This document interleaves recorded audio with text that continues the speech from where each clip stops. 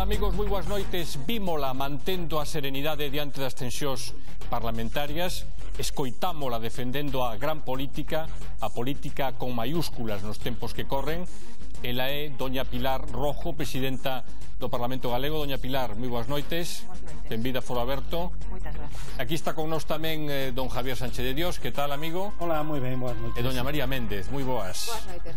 Bueno, falando desas tensións, aínda que non é o fundamental da súa tarefa soportar ese tipo de liortas, pero como se atura dende a presidencia unha situación así? Porque vostede mostrou moita calma. Bueno, eu non creía que tiña tanta paciencia, verdade? Porque penso que é fundamental, con paciencia, con tranquilidade, aunque ás veces eu coido que é un pouco difícil, pero bueno, o que conta é a paciencia e tratar de que as cousas levalas da mellor maneira posible, ainda que ás veces non é que me fagan moito caso. Estamos nunha fase de deterioro da imaxe da clase política, mellor decir non clase, da xente que se dedica a política. Falar de clase sona a clasismo. Que podemos facer para superar esa situación? Ou se vai a instalar xa dunha maneira casi definitiva na política galega? Agardo que non. Eu creo que o primeiro que temos que facer, eu digo sempre que o primeiro que hai que facer é traballar moito. Demostrarlle a xente para que sirve realmente a política e para que sirven realmente os políticos. E eu creo que eso ten que ser o primeiro exemplo. E demostrar que o importante é o que se debate, o importante é as ideas que se plasman, o importante son as propostas, e importante é canalizar realmente o que son as inquedanzas das persoas, dos cidadáns que nos elixiron para a alta función que temos no Parlamento. Eu creo que o mellor exemplo ten que ser ese, é dicir, estamos aquí para traballar, o noso objetivo é traballar, e eu agardo que se vexa realmente a importancia que ten o Parlamento de Galicia, o importante que os cidadáns perciban que realmente se traballa e moito, aínda que ás veces poida parecer que é máis importante unha algarada nun momento determinado o realmente importante que o debate das ideas, non? E o debate das diferentes posturas, que é democrático que existan e que estean na Cámara, pero que o importante ten que ser eso, e non se nun momento determinado hai un follón ou hai unha algarada. Eu agardo que eso se entenda e agardo que o exemplo sexa sempre o do traballo. Sexa sincera con nos, cantas veces se arrepentiu de ter deixado a súa profesión original e terse dedicado á política? Vamos a ver, eu creo que... Alguna vez sí. A mí gustame moito a política, sempre o dixen, e a verdade é que non pensaba que me gustaba tanto, porque gustame moito a arquitectura, que é a miña profesión, e cando eu comecei nesto xa fai moito tempo, pensaba que era unha etapa máis ou menos un tempo que me podía dedicar, e isto vai enganchando un sin darse de conta, se vai enredando en distintas cousas, pero é certo que ás veces unha añora según que cousas, aínda que, eu son das persoas que non me arrepinto e que creo que un está nun momento determinado onde ten que estar, e que ademais non é obligatorio, polo tanto, se en un momento determinado decido marchar ou non contan conmigo, lóxicamente na política se está dun xeito temporal. Javier. A ver, señora presidenta, de Verdi a Wagner. Quero dicir, primeiro, ten vostede razón seguramente, ten vostede razón na miña opinión cando di que é fundamental que dende o oficio político, non dende a clase política, se dé unha imaxe de traballo e en definitiva de servicio público. Eu teño a sensación de que algún das asintonías entre os cidadáns e os representados e representantes está en que os segundos, os representantes, non están realmente perto dos representados. Por exemplo, é que revento, se non lle fago esta pregunta, revento. Por exemplo, cando un cidadán normal, como vostede e como a min, nos nosos traballos privados, facemos o traballo e pagamos os nosos impostos, etcétera, etcétera, normalmente maldecimos do Ministerio de Facenda.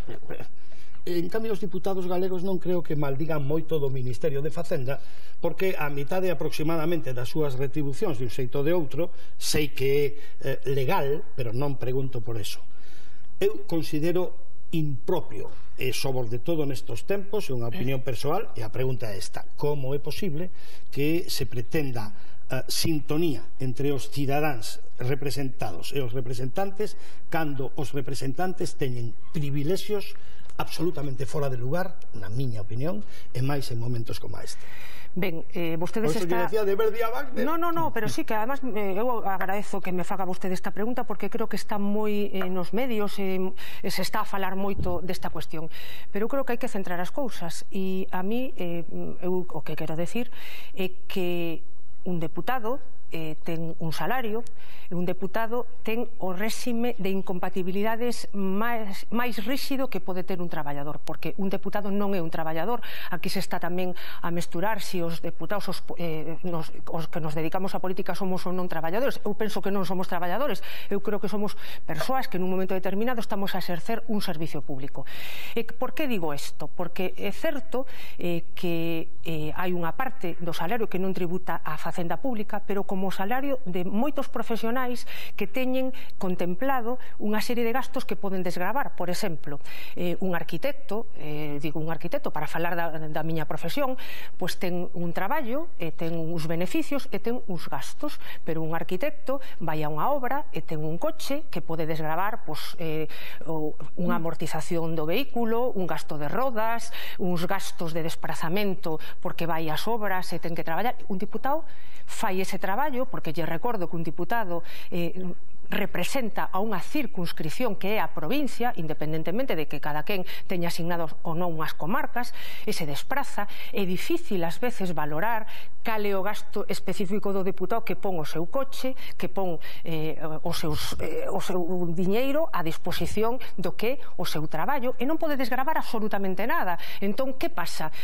O Congreso dos Deputados foi o primeiro que estableceu o que chamase indemnización constitucional, que é un cómputo global dunha cantidade de diñeiro que se di, bueno, compensa un pouco os gastos que pode ter o deputado no exercicio do seu traballo, porque lle recordo que a un deputado só se lle paga, por exemplo, o quilometraxe cando vai dende o seu domicilio ao Parlamento, ao Pleno ou á comisión correspondente, pero non o seu traballo, porque un deputado, unha deputada, ten traballo de despacho, ten traballo en Pleno ou en comisión, pero tamén ten un traballo na súa circunscripción, e esa é un pouco a explicación. Outra cuestión é que se poda discutir cal debe ser esa cantidade, que porcentaxe do seu salario. Eu creo que todos esos temas poden estar en riba das mesas sen problema, pero o que me parece que non é polo menos moi xusto é establecelo como vostede o dixo, porque creo que, bueno, eu tentei de explicar un pouco o que creo que significa esa indemnización. Moi breve. Non quero entrar aquí en un debate contradictorio,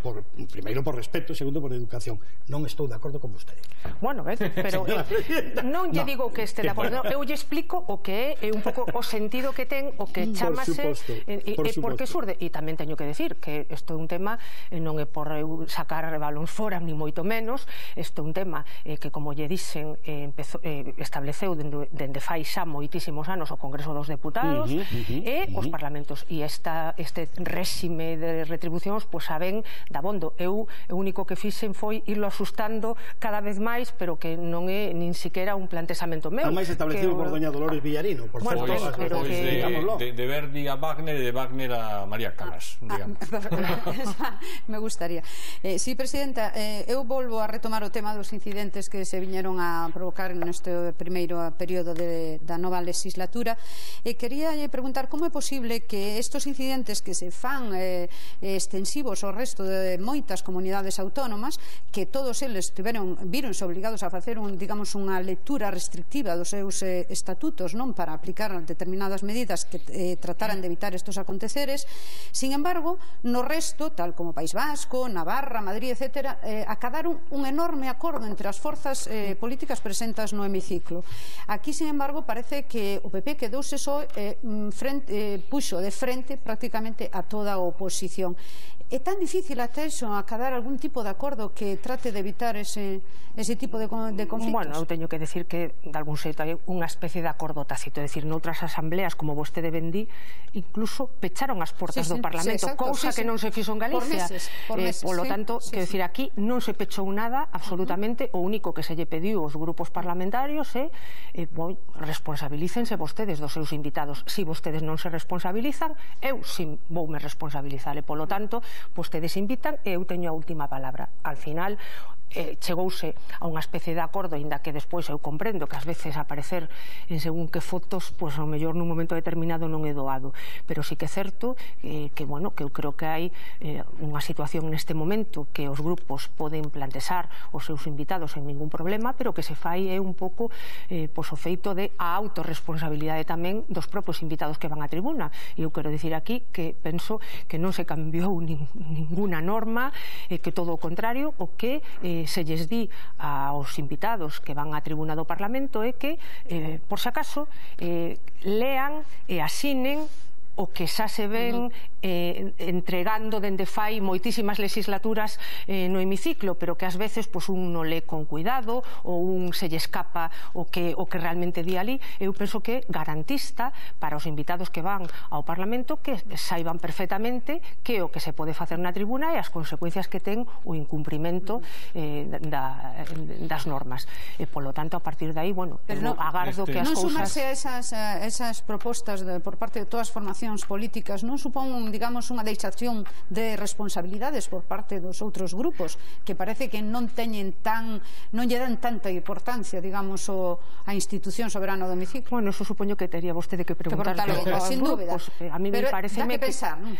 Pois sí, porque eu penso que non pasa nada por guardar unha mínima compostura cando alguén lle invitas a túa casa, pois agardas que se comporte. E penso que no Parlamento de Galicia, a primeira institución de Galicia, pois eu creo que cando menos as persoas que asisten á tribuna de invitados, pois pareceme que é lóxico que guarden unha certa atitude de respeto polo que ali se dá. E eu aproveito aquí para dicir que, dende logo, na miña mão está sempre que veña todo o mundo ao Parlamento. Eu sempre o dixen, non teño ningún interese en que non veña xente ao Parlamento. De feito, temos moitísimos colexios, moitísimas asociacións que a mí ás veces dame hasta un pouco de apuro que vayan nenos que están de visita no Parlamento, que entren na tribuna de invitados, polo que poda pasar, porque me parece que é un flaco favor que lle facemos a nosa institución e a democracia parlamentaria ás veces determinados comportamentos, e polo tanto non creo que sexa pedir nada extraordinario, un mínimo comportamento. Seguindo, Presidenta, co tema das tensións, e esgotamos xa o tema aí, non?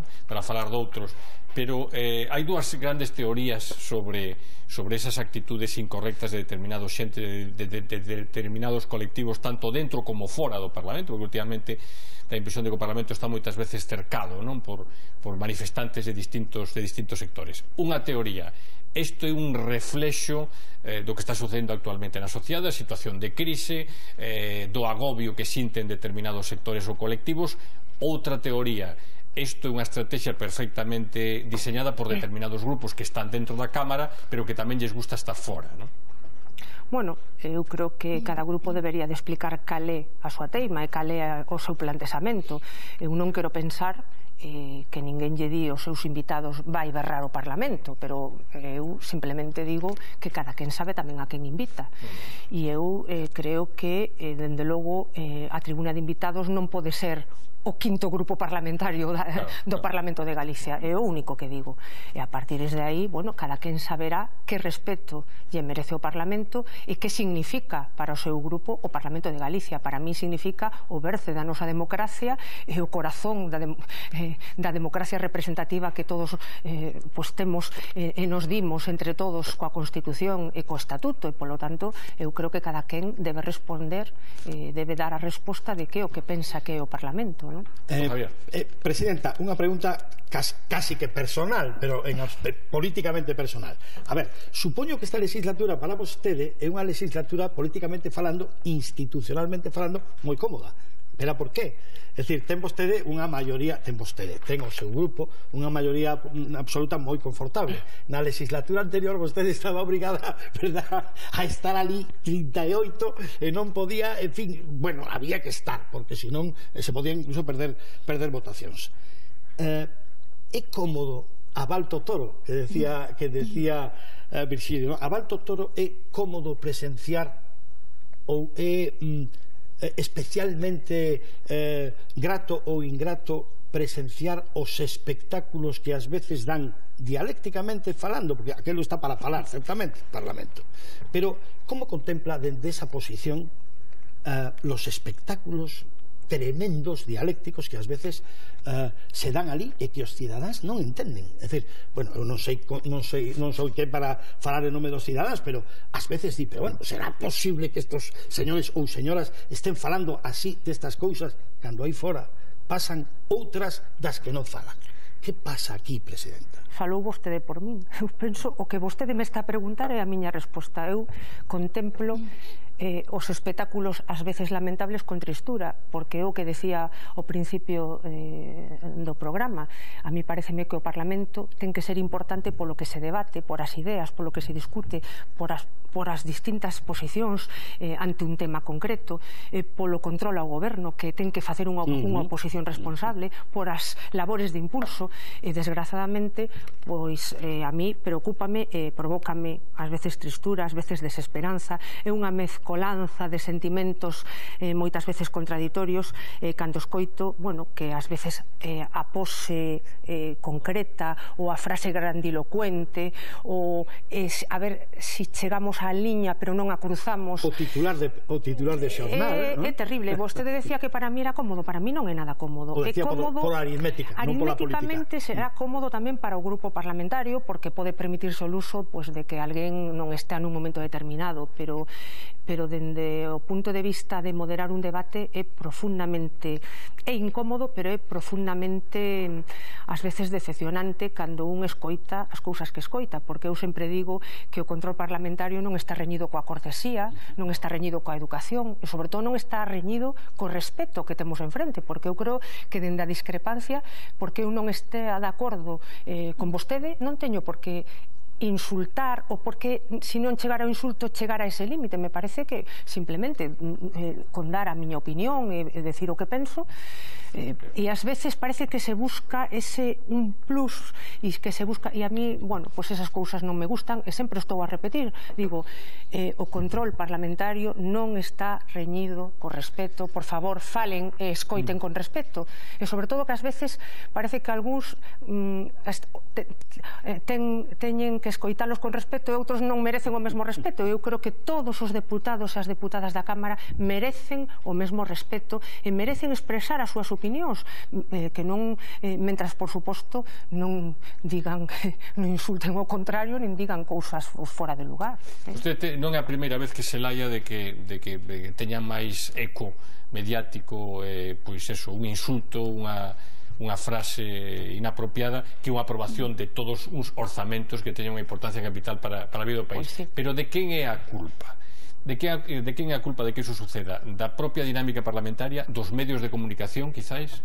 Home, a mí non me gustaría buscar culpables. O que sí que é certo é que se por mí fora, moitísimas veces sacaría, como digo eu, a goma de borrar e estaría a borrar continuamente. Claro, me parece que tamén a miña posición como presidenta non é somente se estar a sacar a goma de borrar. Eu teño que deixar tamén que o debate discurra con unha certa normalidade. Ás veces, pues, pero é consciente de que hai diputados que están buscando ese titular? Sí, claro que sí. Igual que hai deputados perfectamente conscientes de que o que queren é decir o que din e a súa mensaxe, pois hai moitos deputados e deputadas que buscan un pouco ese protagonismo de titular. Bueno, a mí xa lle digo, se por mí fora, podo lle asegurar que borraría moitísimo. Penso que non debo facelo, o que sí que é certo que podo lle asegurar que ás veces hago grandes esforzos por facer que escoito para outro lado. Pois xa pasamos o ecuador do programa, deixamos o tema das liortas, pasamos a outro xa, María Peña. Sí. Digo que na presentación que fixo o moderador Carlos Luis sobre a súa persona, decía que eu ligno en varios soportes que vostede ven a reivindicar un pouco a política con mayúsculas, non? Dado o nivel de corrupción que existe en nuestro momento no seu país, que parece ser que é un elemento que preocupa evidentemente de sobremanera os cidadáns, vostede vostede que podría decirnos con respecto a esa comisión que se vai a crear, digamos, para previr a corrupción e que foi aprobada recentemente no Congreso? Vai ser suficiente? Ten visos de que realmente eso vai, digamos, a mitigar un pouco, en fin, as malas praxes que se viñeron facendo hasta agora? Bueno, en primeiro lugar, eu o que quero decir, e creo que repetino moitísimas veces nestes últimos días, eu creo que a corrupción non é unha cuestión generalizada, que me parece que eu defendo e defenderei sempre a política e aos políticos, porque penso que a meirande parte deles son persoas honestas e que traballan arreo, que non sei ás veces por que hai ese, non sei se interese, agardo que non, de facer ver que todo isto é como un totum revolutum, de que hai unha corrupción generalizada. Non sei a que obedece el tentar trasladar esta idea, porque penso que non é certa, e a partir de aí, se hai unha comisión que poda falar de prácticas preventivas para según que actuacións, todo o que sexa colaborar e todo o que sexa falar de cuestións que vayan e que melloren o que é a praxis e a práctica administrativa, política, pois eu penso que está ben, pero o que sí me gustaría de verdade é que non se pense que isto é generalizado. Eu coñezo a moitísimos políticos, por non decir, a meirande parte, que se adican á política e que traballan pero moito e que son xente honesta, que é certo que ás veces os políticos temos un plus, é dicir, temos un foco permanentemente en riba, que é certo que temos que dar un exemplo a maiores de calquer outra persoa, pero que é certo que persoas que non merecen a pena hainas en moitísimas profesións, por non decir en todas. O que pasa que nós temos unha proxección pública que é certo que se nos ve máis, pero eso non significa que a meirande parte da xente que nos dedicamos á política sexa xente corrupta, todo o contrario, e eu reivindico eso, pero de verdade. Está en relación con isto, ainda que non parece, eu creo que hai tamén unha certa relación. Está ben retribuído o político? Estamos vendo, por exemplo, acordos a nivel municipal para homologar e homoxeneizar as retribucións dos alcaldes. Sería posible unha medida semellante para homologar ou homoxeneizar a retribución dos parlamentarios autonómicos en España? Eu creo que todo o que sexa transparentar, todo o que sexa regularizar, eu creo que é bo, pero que sí que é certo tamén é que todo o mundo ten dereito a un salario digno, e a xente que se adica á política tamén, porque penso que o salario tamén é a garantía da independencia do político, e polo tanto pareceme que todo o que sexa, por exemplo, a que se está a debatir o que vostede di, o salario dos concelleiros, dos alcaldes, eu creo que non pasa nada, e se se chega ao acordo de que tamén hai que unificar e poñer en riba da mesa que os parlamentos autonómicos teñan os deputados salarios similares, pois pola miña parte, dende logo, non habería ningún... Non a vexo entón moi de acordo coa idea de María Dolores de Cospedal en Castilla-La Mancha en torno á retribución dos parlamentarios. No, vamos a ver, que eu creo que vamos a ver, exactamente como se fan as retribucións en Castilla-La Mancha non o coñezo, pero o que sí coñezo é que se fan como se facían aquí antes deste sistema, é dicir, o que se pagaba era por asistencia a plenos, por asistencias a comisións, e al final aquí cambiáronse as cousas porque había moitas diferenzas entre uns deputados e outros deputados. O que se trataba era de homoxeneizar os salarios de todos e cada un deles. Eu, de verdade, non teño ningún problema por poñer en riba da mesa calquera cuestión, porque me parece que é a obriga dos que nos dedicamos a isto que non quede ningún tipo de dúbida de que as cousas teñen que estar para o coñecemento dos ciudadanos e ser transparentes, e polo tanto aquí se fala sempre das independencias dos poderes legislativos respecto aos executivos, incluso das independencias entre dos legislativos entre sí. Eu, que fun presidenta da COPREPA, que saben vostedes que é a organización que engloba os parlamentos autonómicos de España, a miña idea máis forte sempre en riba da mesa era que tratásemos todos os parlamentos de homoxeneizar cantas máis cousas mellor. Lle podería decir que non era entre moitos compañeros había reticencias, e eu sempre dixen que por qué, porque todo o contrario. Quero dicir que eu estou aberta a todas estas cuestións, sobre todo para que non queden dúbidas. E o mellor, se regularizamos e colocamos por lei as cousas, pois non queda ningún tipo de dúbida, e por eso non teño ningún problema. Javier, temos é que teño que decir, dende o afecto e dende o respeto, afecto persoal e respeto institucional, parece vostede Teresa de Calcuta. Señora Presidenta, todo está ben. Eu creo que non son mala persoa, señor Sánchez de Dios. É unha excelente persoa, pero ademais de eso, acaba de decir vostede verdades como puños, é dicir, a máis grande parte, probablemente a inmensa maioría dos políticos españois e galegos son honestos. O problema non é ese, o problema é o que ten dito Pirandello, así é, se así os parece, e algunhas veces a apariencia é a madre da ciencia. Mire, sin buscar palabras grandilocuentes, que vostede ademais non é muller de ese tipo, pero hai unha cousa que é evidente: si a corrupción é un fenómeno reducido, aínda que notable, por que fai falla nada menos que unha comisión especial do Parlamento para facer un plan, remato, un plan anticorrupción, cando se resolvería coa aplicación inmediata, fulminante, garantista e legal da lei existente? É dicir, existe lei para que os corruptos vayan a cárcere, non hai ningún, quero decir, non hai ningún dos que están agora mesmo, sei que están en fase procesal diferente. Hai moita xente neste momento en fase procesal. Javier, certo, pero temos poucos minutos xa. Remato absolutamente. Por que unha comisión especial, nada menos, porque isto non é unha broma, unha comisión especial no Parlamento galego para abordar un problema que teóricamente é un problema sectorial, insisto, aínda que notorio? Sí, vamos a ver, eu non llevo a dar neste caso a miña opinión personal, isto é unha decisión dos grupos parlamentarios que establecen un grupo, eu a tomaría como un grupo de traballo. De feito, eu quero recordar aquí que o Fiscal Superior de Galicia na súa comparecencia parlamentaria foi o primeiro que falou desta cuestión, e algún grupo recolleu o envite e dixo, bueno, pois por que non se fai no Parlamento de Galicia unha comisión, un grupo, encanta este tipo de cousas. Bueno, ben, se fai un grupo de estudo que poda establecer, bueno, medidas preventivas, que se poida analizar. Eu agardo que todos os que propuseron todas estas cuestións que podan falar delo, e bueno, eu creo que non abonda, quero decir que nun momento determinado eu sei que teño clarísimo o que vostede me di, comparto absolutamente o que mete a mao por falar xa moi concretamente, xa sabe o que lle agarda, iso non hai ningunha dúbida, eu agardo que sexa así. Outra cuestión é que se poda discutir e debatir se hai prácticas, boas prácticas, eu tomaríano como un manual de boas prácticas posiblemente, e tampouco lle daría máis importancia que a esa,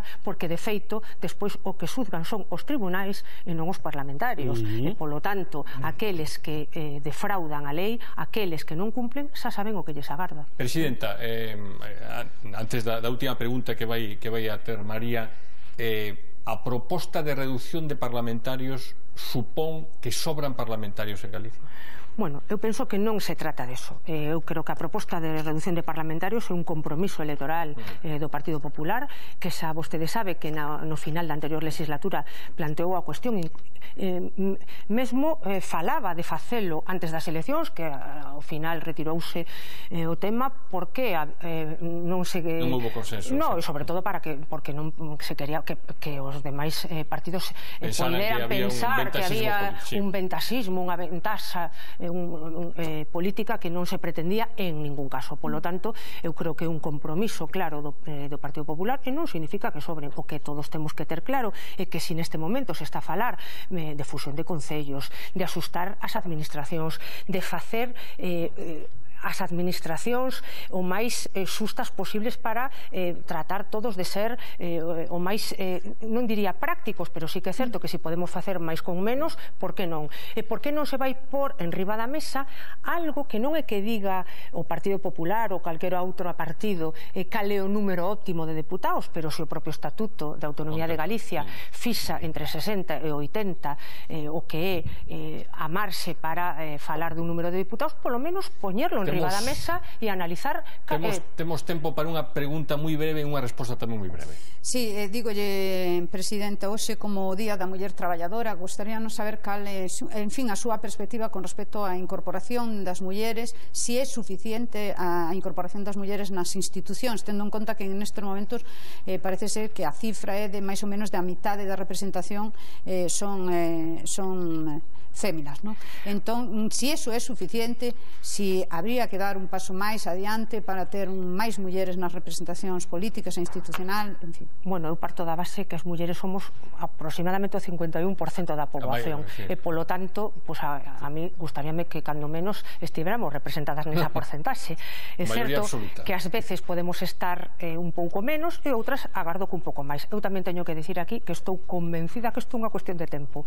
As mulleres chegamos á universidade posiblemente con carácter xeral máis tarde e chegamos tamén aos postos directivos posiblemente un pouco máis tarde, pero eu creo que neste momento e máis en calquer momento eu creo que é unha situación de tempo e as mulleres estamos cada vez máis introducidas nos postos directivos, que do que se trata, porque neste momento estamos a chegar, pero nos falta dar o seguinte paso e creo que é unha cuestión de tempo. Presidenta, moi agradecidos e enhoraboa por esa serenidade que sempre demostra nos momentos difíciles. Pois moitas gracias por invitarme. Don Javier, doña María. Gracias, boas noites. Moi agradecidos. Bueno, o programa continúa, Foro Aberto continúa, precisamente Victoria Rodríguez vai abordar asuntos relacionados co Día Mundial o Día Internacional da Muller. Nos vémonos mañán aquí en Foro Aberto na súa casa, que é a Televisión de Galicia. Boas noites.